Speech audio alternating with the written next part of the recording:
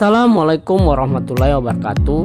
Perkenalkan, nama saya Karman Nusi. Saya dari kelas B program studi biologi Universitas Negeri Gorontalo. Dalam video kali ini saya akan membahas materi mengenai apa itu ekosistem dan apa itu suksesi. Namun sebelum itu jangan lupa tekan subscribe, karena subscribe itu gratis dan gampang, agar teman-teman tidak ketinggalan video terupdate dari saya. Baiklah, selamat menonton.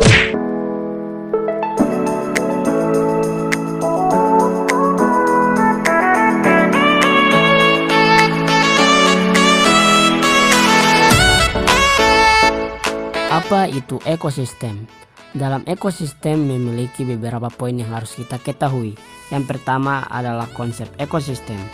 Ekosistem adalah kehidupan semua jenis makhluk hidup yang saling mempengaruhi serta berinteraksi dengan lingkungan di sekitarnya. Ekosistem adalah suatu sistem ekologi yang terbentuk oleh hubungan timbal balik tak terpisahkan antara makhluk hidup dengan lingkungannya. Ekosistem bisa dikatakan juga suatu tatanan kesatuan secara utuh dan menyeluruh antara segenap unsur lingkungan yang hidup yang saling mempengaruhi. Yang kedua adalah komponen ekosistem. Komponen-komponen yang ada dalam ekosistem disusun atas dua komponen, yaitu komponen biotik dan komponen abiotik. Komponen biotik yaitu komponen yang terdiri atas makhluk hidup seperti manusia, hewan, tumbuhan, dan mikroorganisme. Di dalam ekosistem, setiap organisme mempunyai kedudukan, tugas, dan fungsi masing-masing. Fungsi atau kedudukan organisme di dalam ekosistem disebut nisia. Berdasarkan nisianya, organisme dapat dibedakan menjadi tiga, yaitu produsen, konsumen, dan dekomposer. Sedangkan komponen abiotik yaitu komponen ekosistem yang terdiri dari benda-benda mati. Komponen abiotik meliputi faktor fisik dan kimia. Faktor fisik utama yang mempengaruhi ekosistem adalah sebagai berikut. Yang pertama adalah suhu, air, cahaya matahari, konsentrasi pH tanah, dan iklim. Yang kedua adalah tipe-tipe ekosistem. Secara umum ada tiga tipe-tipe ekosistem, yaitu ekosistem darat, ekosistem air, dan ekosistem buatan. Ekosistem darat yaitu ekosistem yang lingkungan fisiknya berupa daratan. Dalam ekosistem darat terdapat sejumlah bioma, yaitu bioma gurun, bioma padang rumput, bioma hutan gugur, dan bioma taiga. Ekosistem air. Ekosistem air adalah ekosistem yang didominasi oleh lingkungan eksternal air sebagai habitat berbagai organisme air. Ekosistem air dapat dibedakan atas ekosistem air tawar dan air laut. Ekosistem yang terakhir adalah ekosistem buatan. Nah, apa itu ekosistem buatan? Ekosistem buatan merupakan ekosistem yang sengaja diadakan dengan tujuan untuk kesejahteraan pembuatannya. Hal ini banyak terbentuk karena adanya perkembangan teknologi. Contohnya waduk. Sistem interaksi antara biotik dan biotik. Hubungan interaksi antara komponen biotik dan biotik adalah interaksi antara makhluk hidup yang ada di alam setiap ekosistem. Setiap makhluk hidup mempunyai peranan penting dalam keseimbangan ekosistem. 1. Rantai makanan dan jaring-jaring makanan. Rantai makanan. Rantai makanan adalah peristiwa makan dan dimakan antara makhluk hidup dengan urutan tertentu. Dalam rantai makanan, pada makhluk hidup ada yang berperan sebagai produsen, konsumen, dan dekomposer. Contohnya seperti gambar ini. Interaksi antar individu. Interaksi antar individu merupakan hal yang terjadi di dalam ekosistem, dan hal ini bersifat mutlak karena suatu individu tidak akan lepas dari individu lainnya. Interaksi antar individu memiliki beberapa poin yang harus kita ketahui. Simbiosis. Simbiosis merupakan hubungan interaksi antara individu yang dibedakan menjadi tiga, yaitu simbiosis mutualisme, komensalisme, dan parasitisme.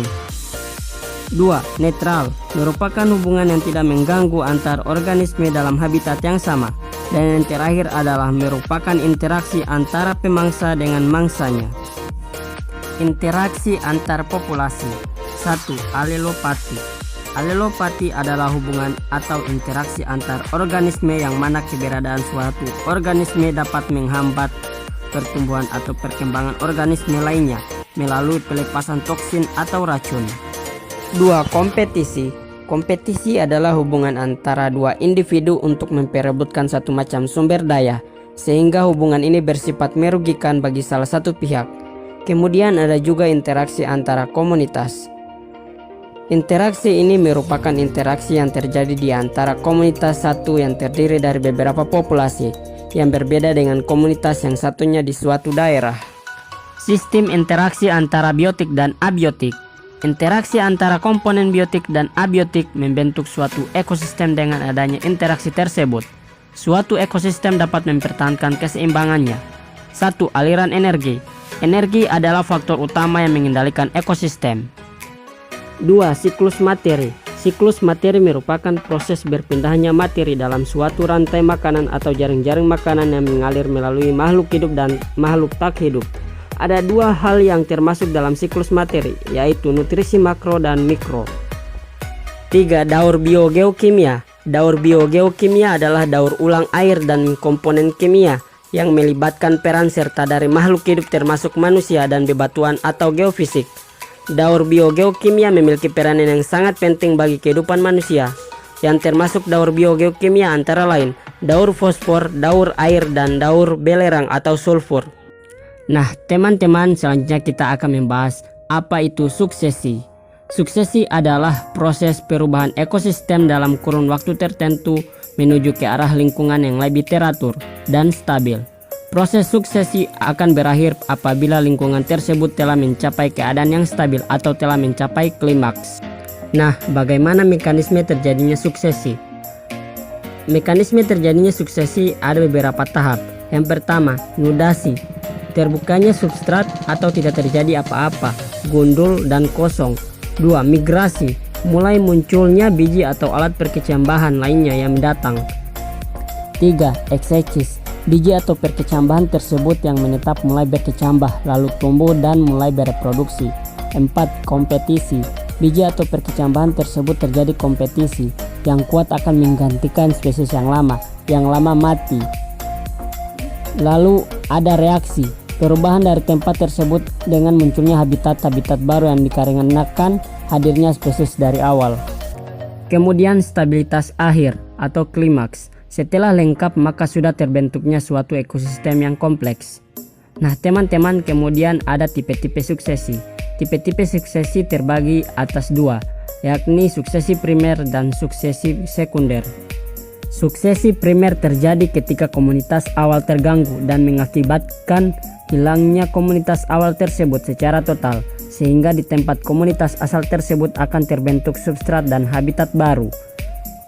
Gangguan ini dapat terjadi secara alami, misalnya tanah longsor, letusan gunung berapi, endapan lumpur, dan masih banyak lagi. Contoh yang terdapat di Indonesia adalah terbentuknya suksesi di Gunung Krakatau yang pernah meletus pada tahun 1883. Pada masa prasejarah, menjulang sebuah gunung berapi dengan ketinggian 2000 meter. Letusan yang terjadi pada tahun 416 Masehi menghancurkan dan menenggelamkan lebih dari 2/3 bagian Krakatau. Letusan ini yang menyisakan 3 pulau kecil, yakni Pulau Rakata, Pulau Sertung, dan Pulau Panjang.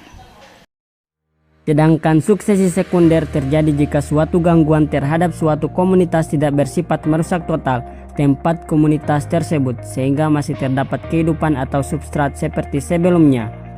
Gangguan yang menyebabkan terjadinya suksesi sekunder dapat berasal dari peristiwa alami atau akibat kegiatan manusia. Gangguan alami misalnya angin topan, erosi, banjir, kebakaran, pohon besar yang tumbang, aktivitas vulkanik, dan kekeringan hutan. Nah teman-teman, itu adalah presentasi dari saya. Pastinya setelah melihat video ini, teman-teman sudah mengetahui apa itu ekosistem dan apa itu suksesi dalam ekologi. Jika teman-teman suka dengan video ini, jangan lupa like, share, and subscribe agar channel ini dapat memberikan video terbaru, keren dan menarik tentunya. Channel Karman Nusi, tempatnya video terbaru. Bye bye. Assalamualaikum warahmatullahi wabarakatuh.